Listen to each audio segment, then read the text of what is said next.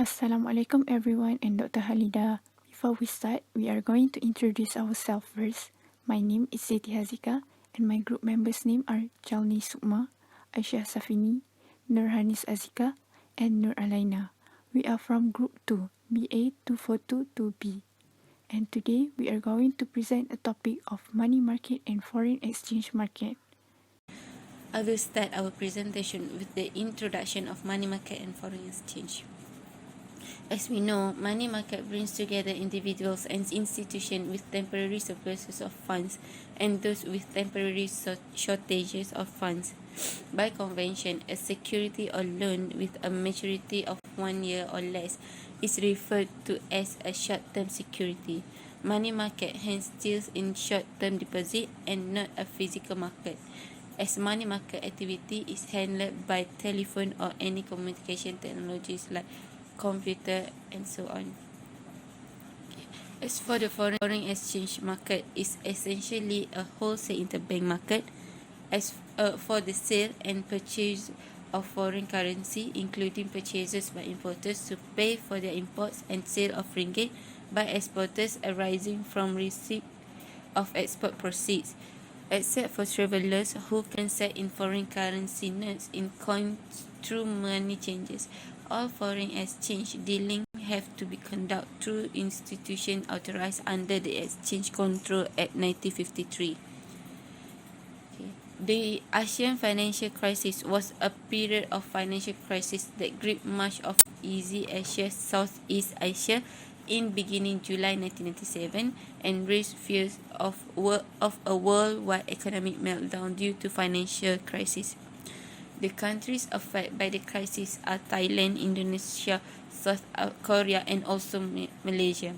The crisis started in Thailand, also known as the Tom Yam Goong crisis, on 2nd July, with the financial collapse of the Thai baht after the Thailand government was forced to float the baht due to lack of foreign currency to support its currency to peg to the US dollar. Capital flight ensued almost immediately, beginning an international chain reaction with Hong Kong, Laos and Malaysia and also Philippines. And all these countries were also hurt by the slump. Money market. What is money market?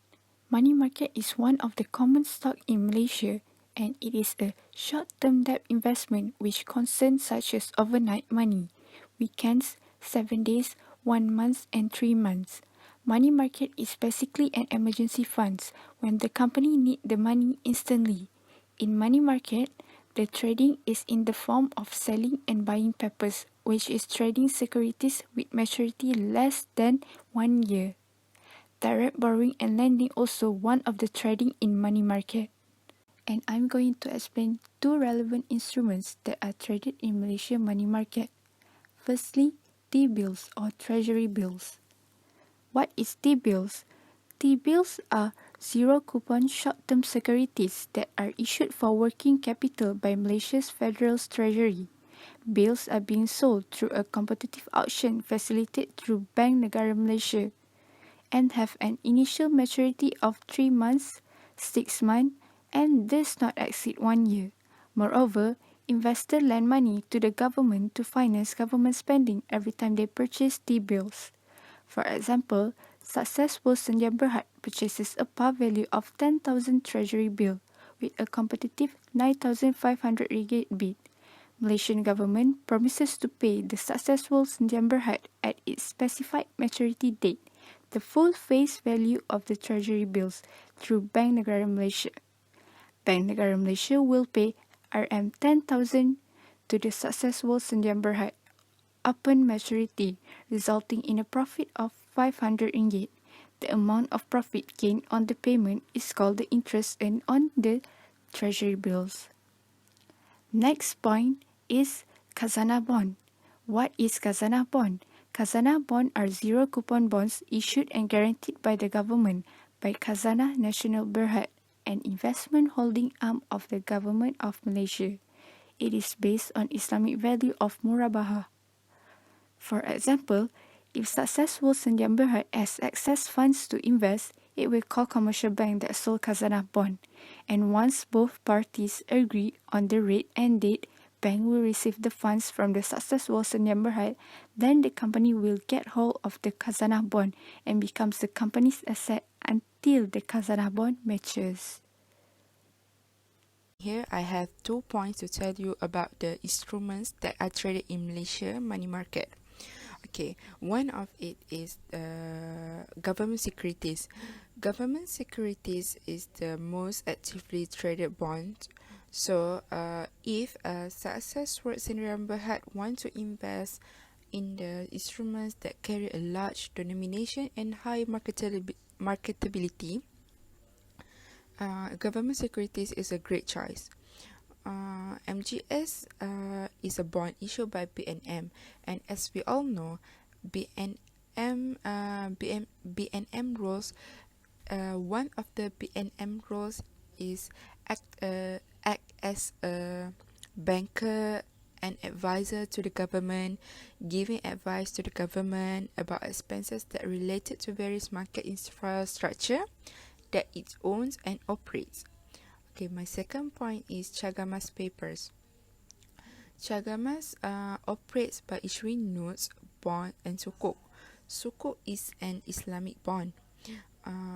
All the purchase of loans and debt is under Chagamas debt securities. Chagamas debt securities provide a business that promote the mortgage market in Malaysia.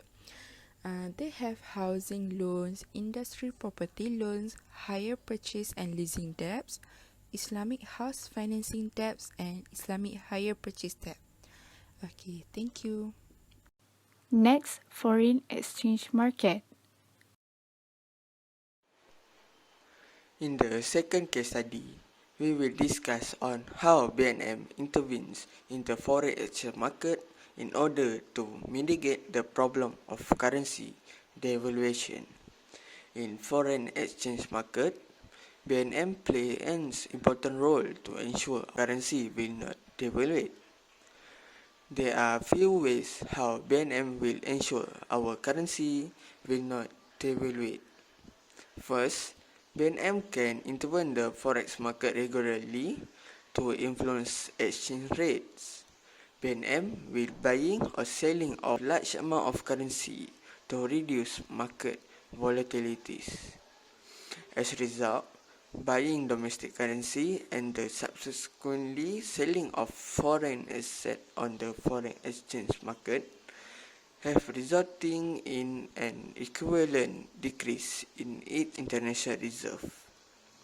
However, in domestic currency sale, the result of purchasing of foreign asset on the foreign exchange market contribute to an equivalent rise in the international reserve of foreign asset. Thus, by purchasing and selling the currency, the fluctuation has been smoothed out. Besides that, BNM can also use forex fishing to minimize the devaluation in currency. Forex fishing is the regular currency exchange rate set by BNM. The concept is for BNM to use the fixing time and the exchange rate to determine their currency activities. Fixing exchange rate represent the actual value of the forex market equilibrium. Fixing rates are used by banks, brokers, and online foreign exchange traders as a trend indicator. Hence, to stabilize a currency, the mere expectation or rumor of central bank intervention might be enough, but aggressive intervention with a dirty flow currency regimen can be used several times in each year.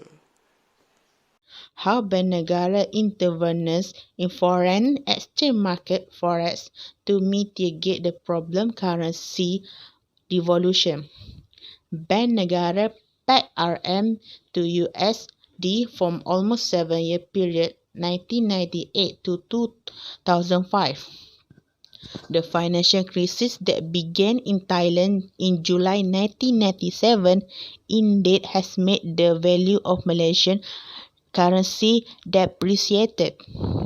Before, in April 1997, the ringgit was equivalent to 2.42 of USD dollar. Later, it became RM 4.88 to US dollar on January 7, 1998. In this period of time, Malaysia has faced inflation crisis. Therefore, many people have lost their job and lifestyle change. Next, to prevent our currency from crashing down continuously, control behavior for our currency, our former Prime Minister Tun Dr. Mahathir at the time has took bold action by pegging our currency.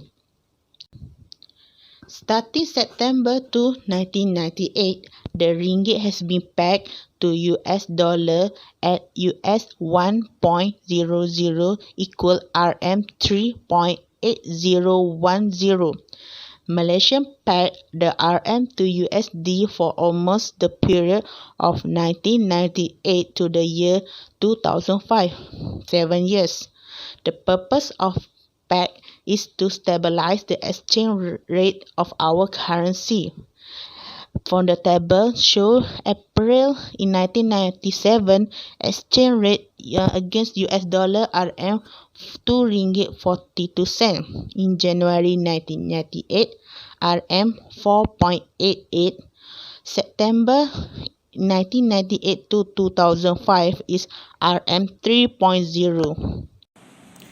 As for the conclusion of money market, the core of money market consists of banks borrowing and lending to each other using commercial paper, repurchase agreement and similar instruments.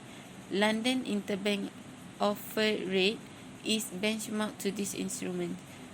Finance companies typically fund themselves by issuing large amount of asset-backed commercial paper which is secured by the pledge of eligible assets into a commercial paper conduit. In Malaysia, federal, state and local government all issue paper to meet funding needs. States and local government issue municipal paper, while Malaysian Treasury issue treasury bills to fund the public. Money market instruments that traded in Malaysia are Malaysia government securities, treasury bills, bank negara bills, cagar mas bond and notes, and also khazanah bond. The participants of money market are Bank Negara Malaysia, banking institution and non-banking institution, also corporate and private investor. Okay, as for the foreign exchange market, until 1999, Asia attract almost half of the total capital inflow into developing countries. The economies of Southeast Asia in particularly maintain high interest rate attractive to foreign investors looking for a high rate of return. As a result, the region's economy received a large inflows of money and experienced a dramatic run-up in asset price. At the same time, the regional economies of Thailand, Malaysia, Indonesia, and also South Korea experienced high growth rate of 8 to 12% in GDP. Late of 1980s and early 1990s. This achievement was widely acclaimed by financial institutions including IMF and World Bank, and known as part of Asian economic miracle. Okay, that's all from us. Thank you. That's all from us. Thank you very much for listening. Does anyone have any questions?